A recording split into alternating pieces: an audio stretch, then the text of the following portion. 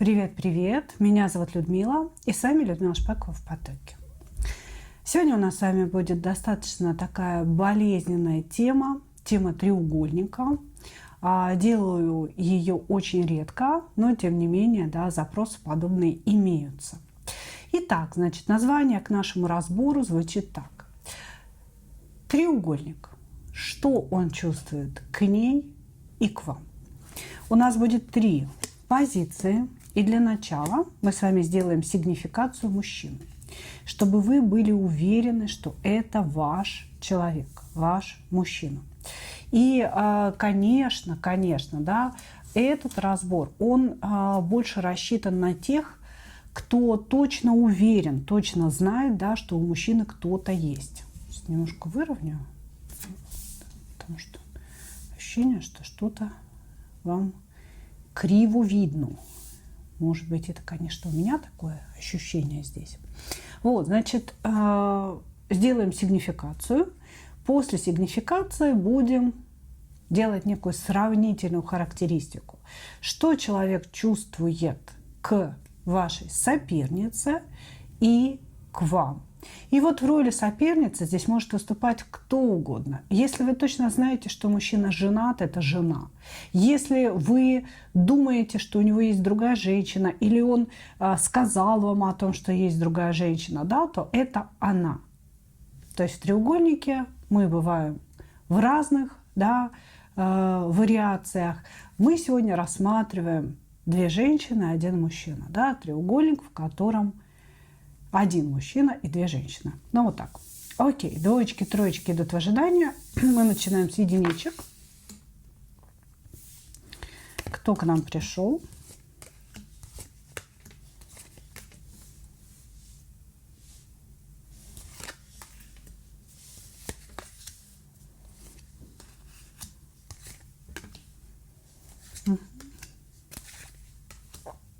А вы знаете, этот мужчина, он в принципе, не хочет брать ответственность ни за кого.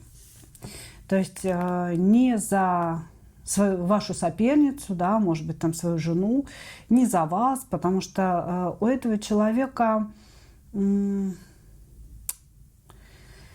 какая-то такая, знаете, своеобразная позиция, что он хочет отомстить всем женщинам мира. Человек, значит, внутри очень незрелый. Он не хочет и не может брать ответственность. Он не хочет и не может никого обеспечивать. У него вообще здесь очень серьезные проблемы с деньгами, как будто бы они к нему не идут. То есть он их не умеет зарабатывать, они вот вообще его обходят стороной. Тут можно сказать, что человек пытался зарабатывать в своей жизни, да, то есть устраивался куда-то или же создавал свой бизнес, но не выходит. Вот не выходит. Значит, по перевернутому колесничему здесь идут очень глупые поступки человека. Он организовывает свой бизнес, он вкладывает какие-то деньги, возможно, действия, усилия прикладывает, но все это не в коня корм.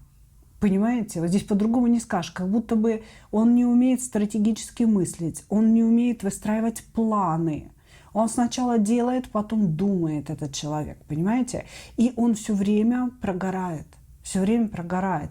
И как результат его жизни, да, то есть вот он туда пытался, сюда пытался, здесь зарабатывал, там зарабатывал, нигде не заработал, только потерял.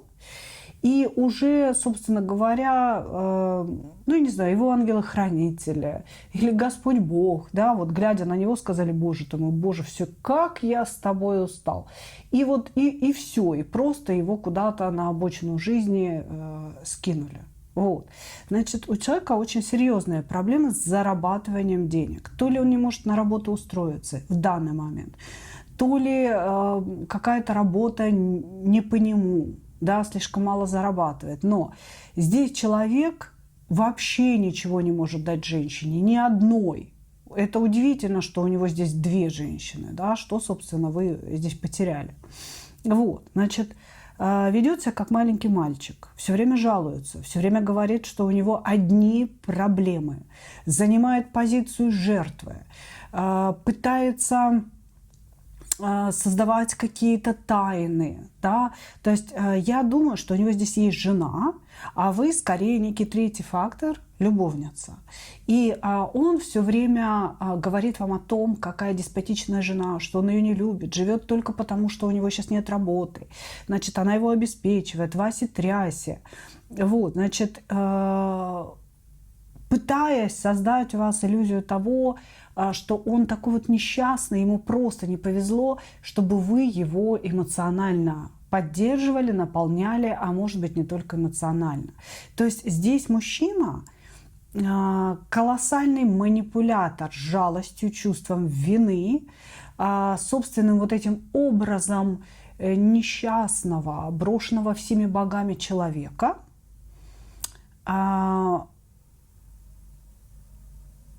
При этом это такой, знаете, манипулятор, у которого не удаются манипуляции, понимаете?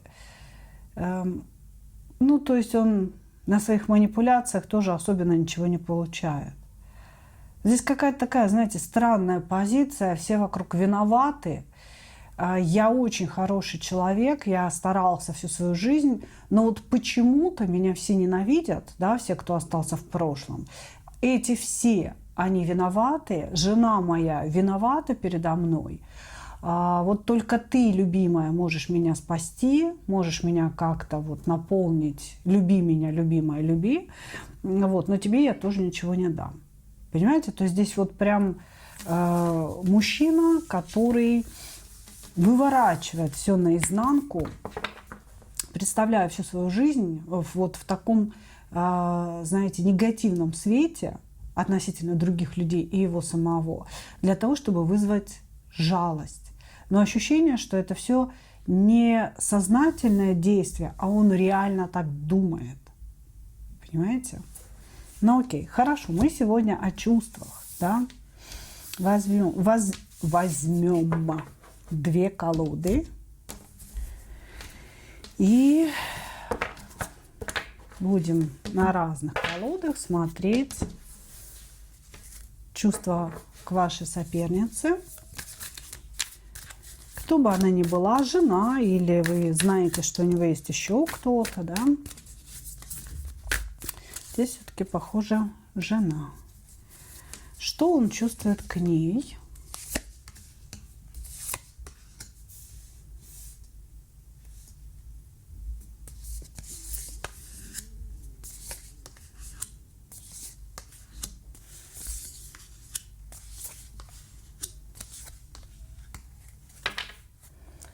Что он чувствует к вам?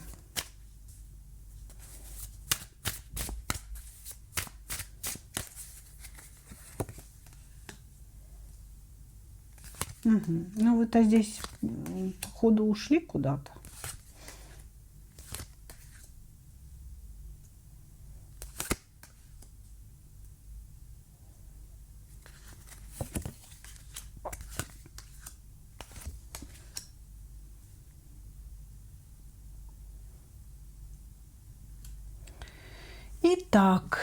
Итак, что он чувствует к ней?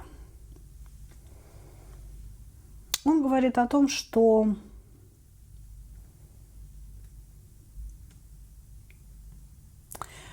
он действительно вынужден держаться этой женщины, потому что у него есть колоссальная зависимость от нее в плане, скорее всего, места проживания. То есть я не думаю, что она его как-то особенным образом обеспечивает, но то, что эта женщина дает ему кров, вот это очень сильно, на это очень сильно похоже. Вот, то есть он живет на ее территории. И он здесь об этом говорит. Он говорит о том, что в его жизни полная жопушка, просто какой-то пиперец из пиперцов, но это его постоянная история. Вам не надо думать, что это действительно так и есть. То есть здесь человек, который сам по себе, он привык жаловаться, и он не видит хорошего. Понимаете? Он не видит хорошего и не умеет это ценить. Значит, чувство к ней говорит о том, что он материально от нее зависим и вынужден находиться в ее поле, потому что ему негде жить, а она ему предоставляет место жительства. Он говорит о том, что когда-то эта женщина была его мечтой. И когда-то между ними было сильное притяжение и такие яркие, любовные, эмоциональные отношения. Все было легко, красиво, но, слушайте, вот такое идет ощущение, что по пьяни. Вы знаете, ощущение, что люди где-то познакомились в компании, где они вместе выпивали. Там что-то такое произошло в виде секса, и, может быть, она забеременела. Или не забеременела, или это все вот так случилось, а потом как-то они начали встречаться. И, может быть, они встречались тоже, выпивая что-то. Понимаете, здесь очень много алкоголя, очень много какого-то дурмана. Вы знаете, как будто бы я по пьяни с дуру начал встречаться с женщиной, также вот в этом странном состоянии думал, что у меня есть к ней страсть и взаимное притяжение. Но потом началась семейная жизнь, и я протрезвел. И я такой, что происходит? Кто эта женщина? Зачем я здесь? Понимаете? Очень странные эмоции у мужчины. Как будто бы действительно он был немножко не в себе, когда с этой женщиной начинал отношения, но при этом он говорит, что ему казалось, что это взаимная любовь, что он о ней мечтал, что все было у них так хорошо, легко и понятно, ровно пока они не вступили в брак. Как только они вступили в брак, он вдруг охладел, стал чувствовать, что его закрыли в какую-то клетку. Ну и, короче говоря, любовь у него прошла к этой женщине. На сегодня он говорит, что его действительно держит только финансовая зависимость от нее. Вот как говорил, да, так оно и есть. Значит, что у него к вам? Что у него к вам? На самом деле перевернутая башня как на нее, так и на вас говорит о том, что человек не видит никакого будущего с вами обеими. Абсолютно. Почему?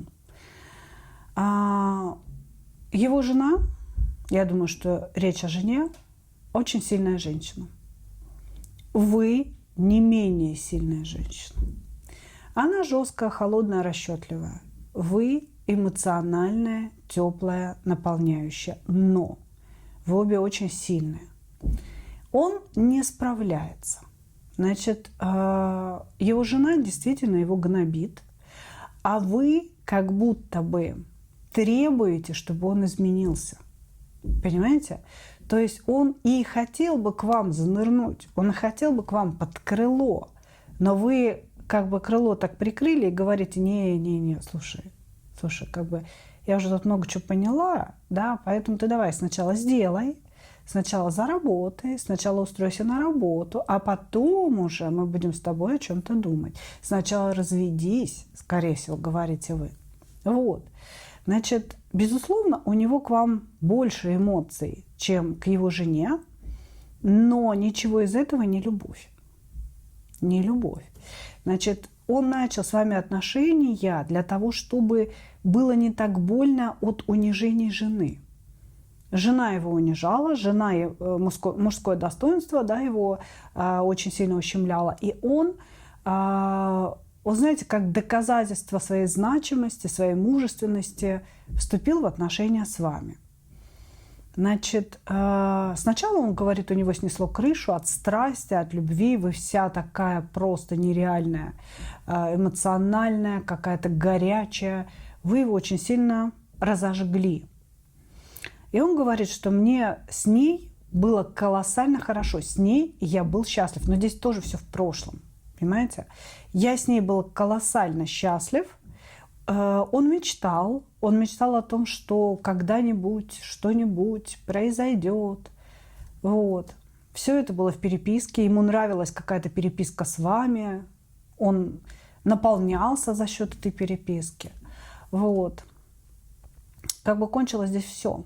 Потому что он говорит, что вы отвернулись, вы ушли, вы чем-то недовольны. И он считает, что между вами проставлены точки. На данный момент он как будто бы вспоминает о своих чувствах к вам, но он не испытывает чего-то сейчас. Он говорит, во мне все замерло, потому что я расстроился, я как-то обиделся, она оказалась такая же, как моя жена, то есть по своим характеристикам. Я-то думал, она будет другой, а она-то оказалась такая же, понимаете? То есть вот с этой позиции он испытывает какое-то разочарование.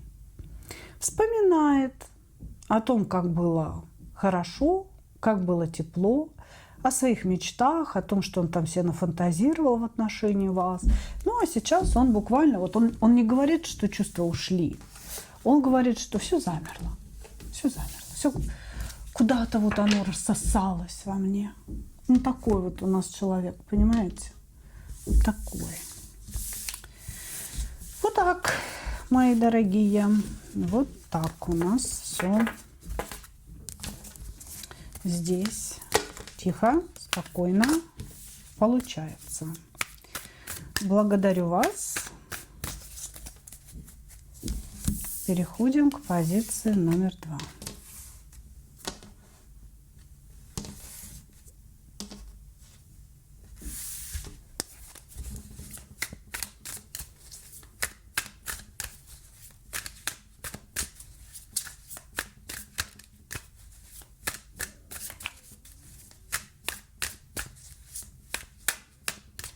Переходим к позиции номер 2.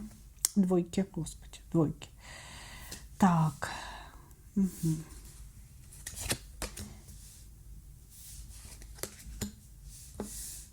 Человек, который потерял себя, не знает, что хочет, не знает, куда идет.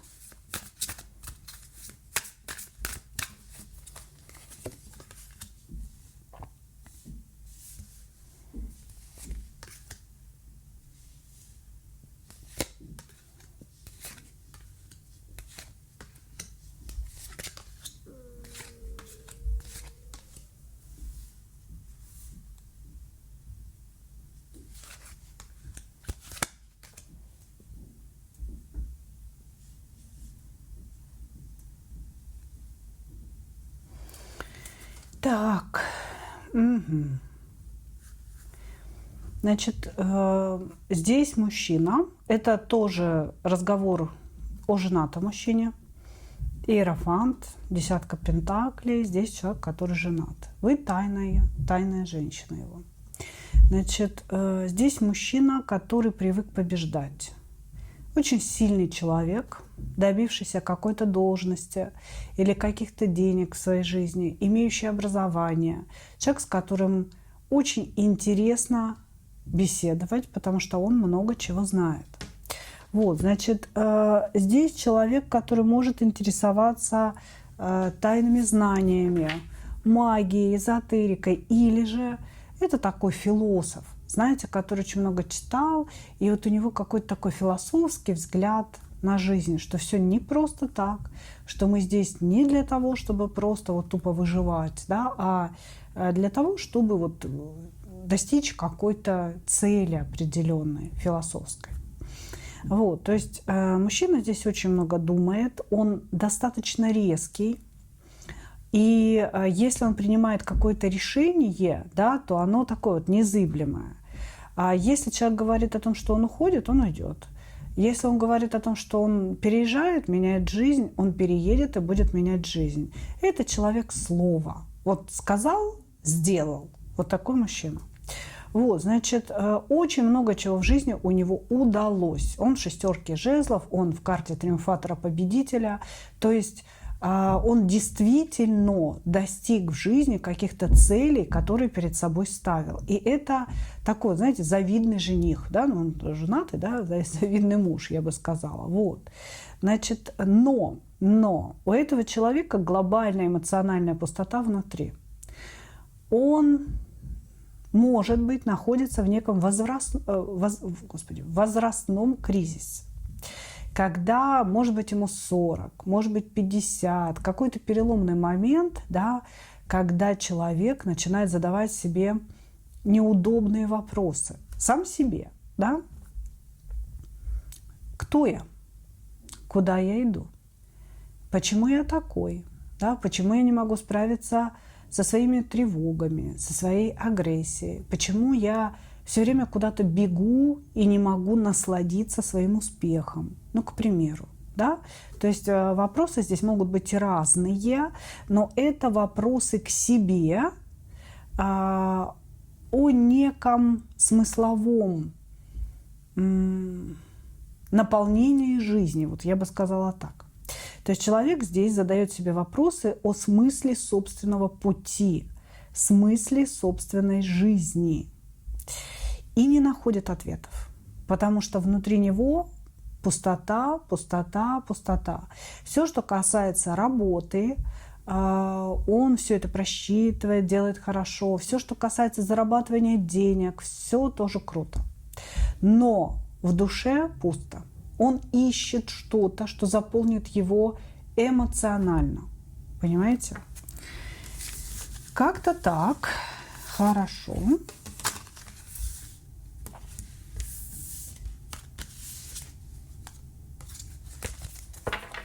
Ну, давайте посмотрим, да, что он испытывает к вашей сопернице и к вам.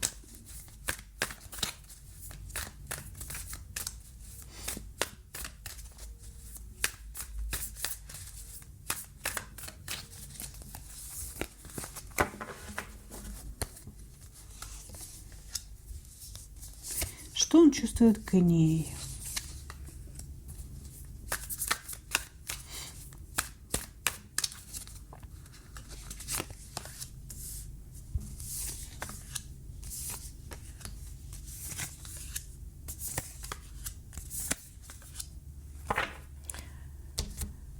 Что он чувствует к вам?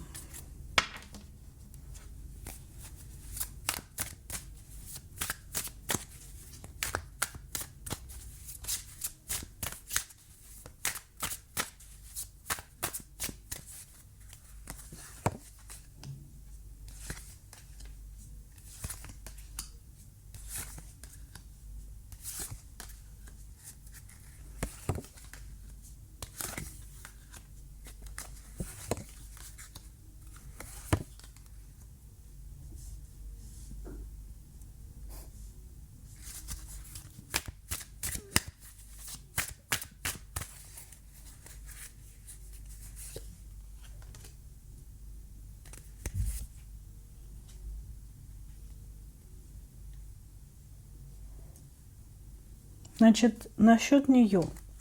Но он говорит о том, что он ее не любит. И он ей должен. То есть здесь человек считает, что он должен обеспечивать, скорее всего, свою семью, своих детей. И он говорит, что он очень-очень пустой эмоционально там у себя в семье. Он управляет, он там глава семьи, он управляет этой семьей, он ее обеспечивает, эту семью. И жену свою, да, потому что разговор идет о семье и о жене. Жену свою он не воспринимает как женщину. Он даже говорит о том, что он пытался ее заново полюбить. Но, к сожалению, то есть когда-то любил, когда-то у них начались отношения по большой любви, он пытался ей понравиться. Ну, то есть все как полагается это было. Вот.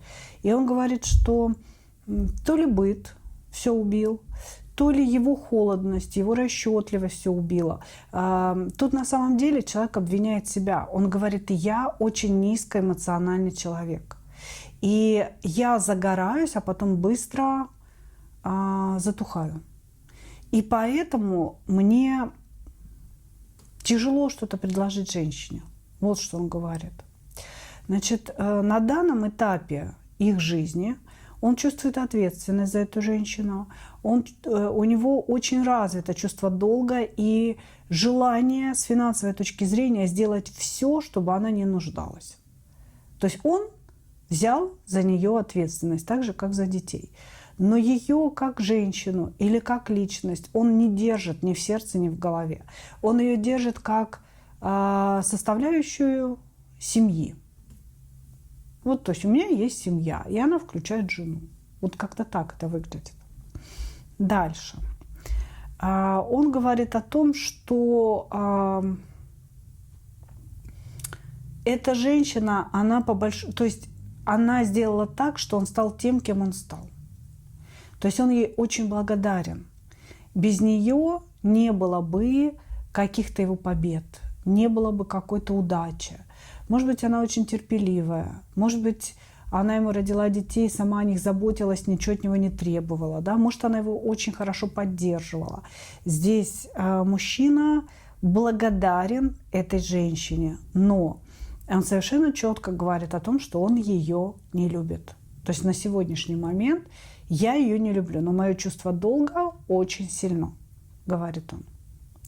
Что касается вас. Что касается вас.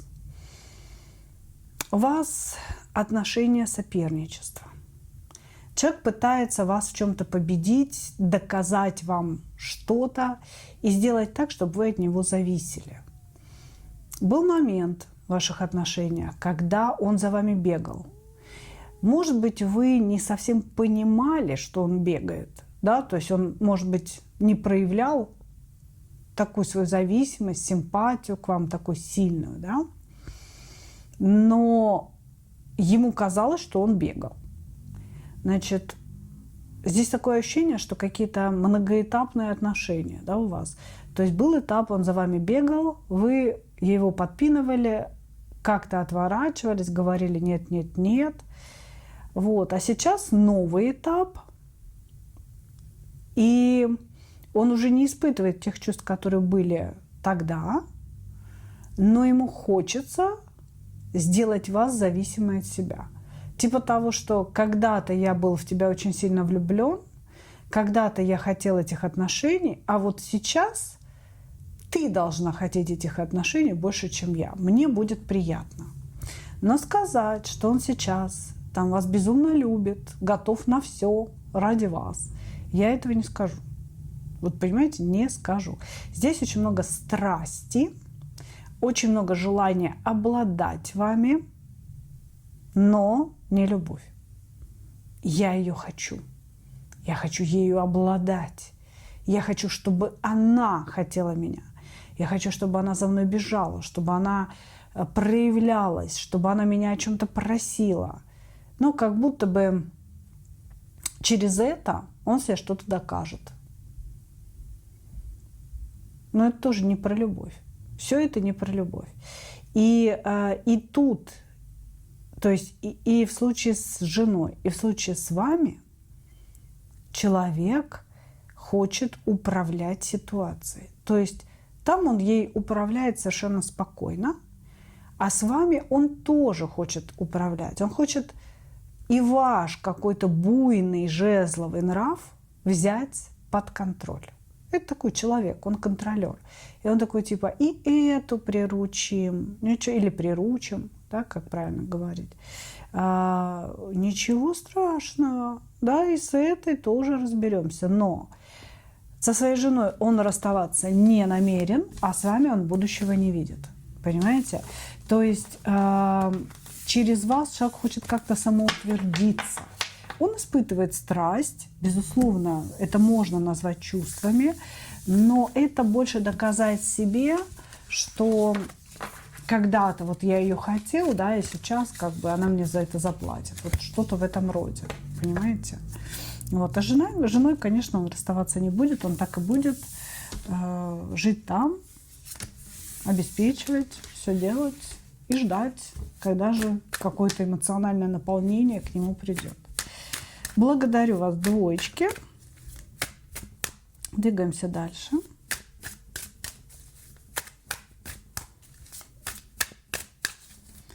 Троечки. Угу.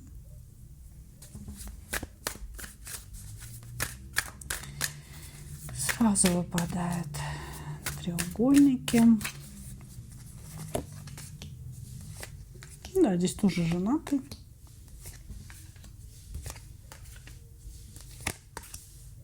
Все у него хорошо. Прям шикарно. Все шикарно в семье. Деньги есть, зона комфорта есть. На фотографиях все улыбаются. Но я ищу любовь. Я ищу любовь.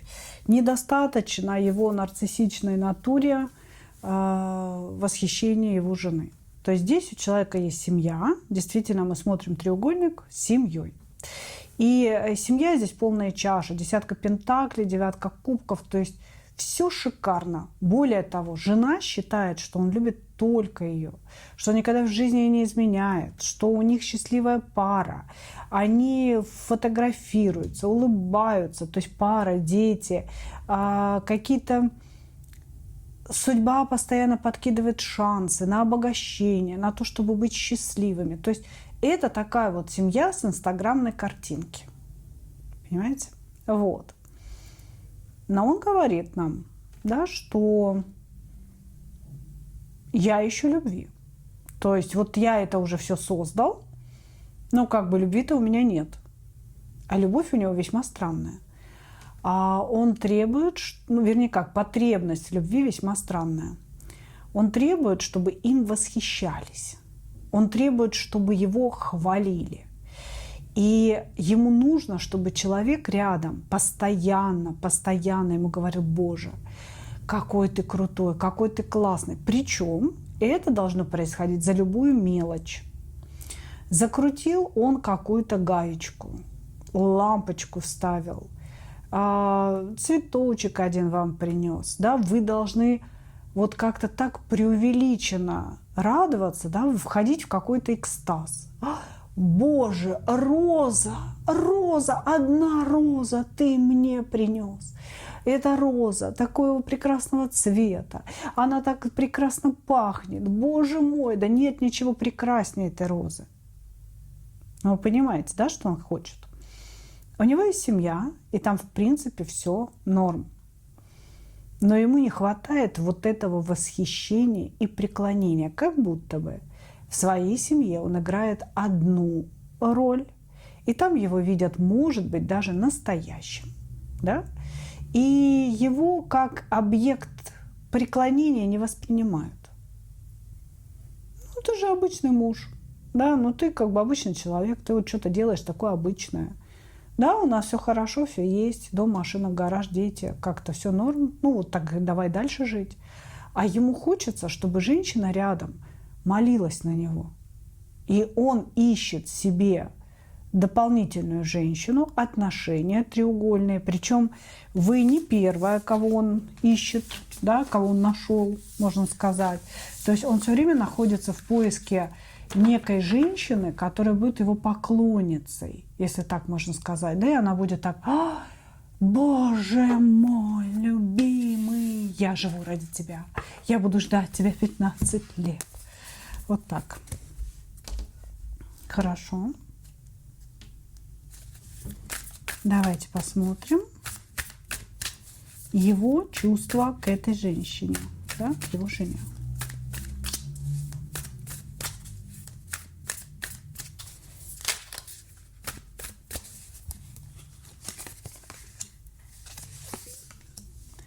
Чувства к ней. Он ее любит.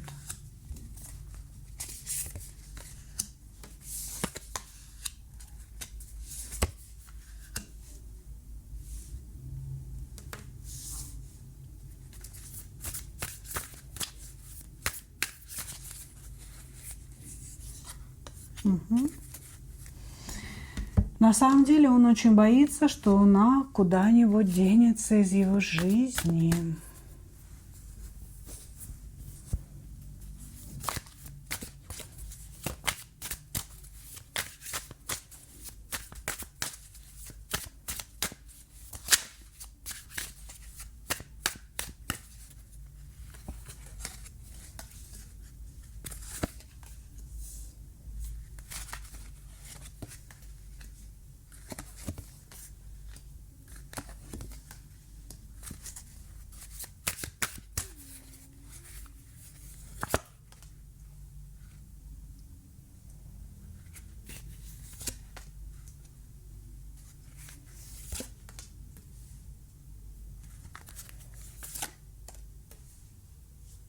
Здесь, возможно, вообще-то четырехугольник. То есть у вас тоже есть муж, и вообще все ваши отношения – это какая-то переписка, переписка, переписка. Значит, жену свою он любит. Он говорит о том, что они рука об руку прошли полжизни и пройдут дальше. Просто иногда он чувствует себя связанным, иногда он чувствует себя в клетке, иногда она его не понимает, и ему хочется просто чего-то новенького, чего-то свеженького. Вот и все. Он говорит, что она его судьба, она его жизнь, она его ангел, она его, знаете, вот она его исповедальня, если так можно сказать. Человек, к которому он приходит для того, чтобы пожаловаться и рассказать, как ему плохо, как ему тяжело. Но только, знаете, в исповедальне это ведь люди о грехах говорят, а он вряд ли своей жене рассказывает о своих грехах. Он как-то вот, знаете, этот момент обходит, да, но тем не менее он ей жалуется, и она умеет, как никто другой, его понять и услышать. Вот, значит, он перед ней слабый, чтобы вы понимали. То есть он перед вами строит из себя мачо, императора, а перед ней он слабый, такой, какой он есть. И он говорит: я люблю свою жену, мы любим друг друга. Она мой друг, она моя судьба, и она человек, с которым я пройду всю свою жизнь и вместе умру. Я люблю ее. Значит, он уходил от своей жены, у него был такой период, когда он уходил, и он безумно, единственное, что он хотел, это вернуться. Единственное. То есть он готов был уже забить на все разногласия между ними, лишь бы вернуться, лишь бы вот быть с этой женщиной. Вот. Значит, и он очень боится, что эта женщина куда-то денется из его жизни. Не дай бог, она что-то увидит, что-то узнает. Не дай бог, она меня не простит. У нас будут там какие-то ссоры. То есть он этого боится. Он любит эту женщину. Что касается вас. Он испытывает сексуальный интерес, наблюдает за вами. Вы ему очень нравитесь как женщина. Очень нравитесь как женщина. И ему хотелось бы, чтобы вы ему принадлежали, но чтобы за это не взять ответственности. Он не хочет серьезных отношений, он не хочет длительных отношений с вами.